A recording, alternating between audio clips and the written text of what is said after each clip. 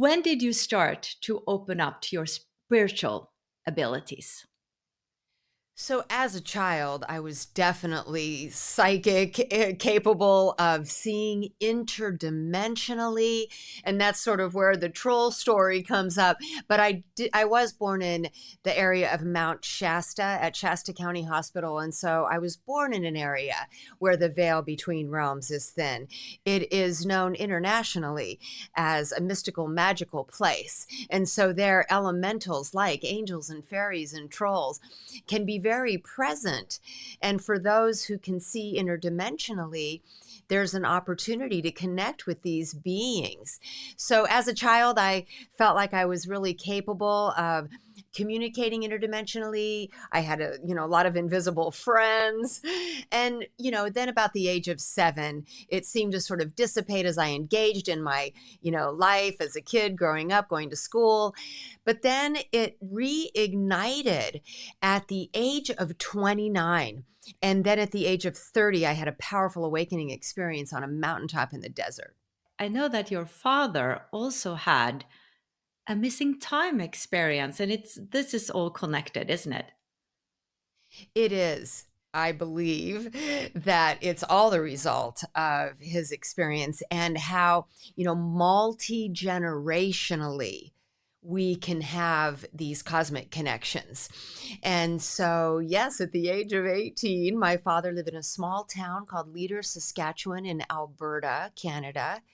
And him and 3 buddies were driving down a dirt road after dinner when they noticed this bright white light following them in front of them out in the field. It wasn't kicking up any dust. So my father pulled over, and him and his passenger leaned against the driver's side door to see if this white light would pass. The next thing they knew, they were all sitting in their vehicle. And then they noticed this bright white light speed across the field, merge with a larger orange light, and take off into space. So they drove to the nearest farmhouse and were knocking on the door. Are you seeing these lights? And the woman was furious that they were knocking on her door after midnight. That's when they all realized they had lost 4 hours of time. The next morning, my father woke up with a triangular shaped object embedded into his wrist. Now, he told us this story even when we were young because it had such a dramatic effect on how the rest of his life unfolded. And he blamed it on what he called his alien chip. Shortly thereafter, recruited by NCR, National Cash Register Company, founded by James Patterson. We were then moved to Dayton, Ohio, after I was born in Shasta. We moved to Dayton, and NCR is right next to Wright-Patterson Air Force Base, where they were doing a lot of reverse engineering. My father spoke German. His mother was German. I believe he was working with some of the NASA German scientists during Operation Paperclip. And so, yeah, but he became a genius on the front lines of the emerging computer age with a high school education, and he, attributed it to his alien chip. So, meaning his alien ship gave him some abilities? Chip. Yes, the alien chip embedded in his wrist. He would hold it. And I really feel like he thought that somehow this chip was giving him the advanced knowledge and wisdom needed for the role that he came here to play with, which had to do with developing the computer age. Huh, interesting. I know many in my audience are curious about extraterrestrials and our galactic friends. Have you also had experiences with so-called extraterrestrials? Thank you for asking, Jannecke. I had a really profound experience on the upper deck of my home in Sedona. And fortunately, I had 2 friends with me, so I had witnesses. So one night, we were calling upon the Arturians, and I always laugh and say, this is what you do at night in Sedona. You call upon extraterrestrial races to come visit you. So we I did this can't little thing. wait. I Yes, can't I have wait. no doubt in my mind we will see crafts and connect with beings. But in any case, on this particular night, after calling upon the Arcturians, me and my two friends, we went out on my upper deck, and immediately we saw an explosion of white light on the horizon. We grabbed the handrail because we all felt dizzy. Then we looked towards the stairs leading up to the deck because one light at a time was coming on. I had sensor lights, and it was as if someone was coming up the stairs, but we couldn't see anybody. And then I just turned to my friends and I said, "Gosh, it's chilly out here. Let's go inside." And when we went inside, we all felt like very exhausted. We were confused. It was hard to carry on conversation. It was like we were disoriented. So I said, "You know what? I'm just going to go to bed." And I went to the kitchen, turned over my phone, said 12:40. And we had gone out there around 8 o'clock. So it was at that time that I knew we lost 4 hours of time. And so shortly thereafter, I went to a psychic, a well-known psychic in Sedona. And before I was even seated in the chair, she started to reveal to me how a pod ship had landed in an invisibility shield in our backyard. 3 Arcturians had got out, come up, took each of us by the hand, took us onto the pod ship, which went up into a larger mothership. There we were shown around. We were downloaded with gifts and abilities that would help us to see interdimensionally and to serve humanity.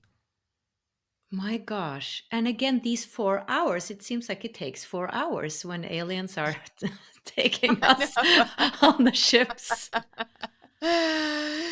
Yes, and Wow. in those 4 hours, I can tell you that while I don't have recall of it consciously, that much has come up over hypnotic regressions, over psychic sessions. But also, shortly after that experience, I started to grab posters and markers, and I would draw circles with 12 circles around it, like the zodiac wheel, but I knew these were portals. I knew these were dimensions, and each of these 12 dimensions, I had an aspect of myself residing in. I was given the names, the roles I was playing, where I was at specifically, like what star system, and then I realized I could do it for others too. I realized that doing this was really elevating my consciousness. I felt it was igniting my DNA because as you tune in to more advanced, higher dimensional aspects of who you're being, you yourself are upgraded. And did you feel differently psychologically as well? Like you felt that these abilities changed the way you were thinking, your personalities. I'm just curious how it's like to be upgraded in that sense. I can say that, yes, I was downloading information at a rapid rate. My book, Rise Up, came out during that time because most of it is material that's based on the channeling experiences I was having. And so I was spontaneously channeling these other aspects of myself as well as higher beings that we would know of as Jesus, Mother Mary, Mary Magdalene, Saint Germain, Sophia. So I'm going to say that the way it may have changed me was that I had a deeper knowing about the true nature of reality. I felt as if I was walking through reality in a different way, very interconnected with consciousness, that, consciousness is malleable, and that when we realize that consciousness is malleable, we're manifesting every moment of our day with the power of our intentions, that we're really co creating our reality that unfolds before us every moment of every day. And do you think, since you and your father had this experience, that sort of you are chosen in a way? Or was it a coincidence that you both had this extraterrestrial experience? I believe they're directly related.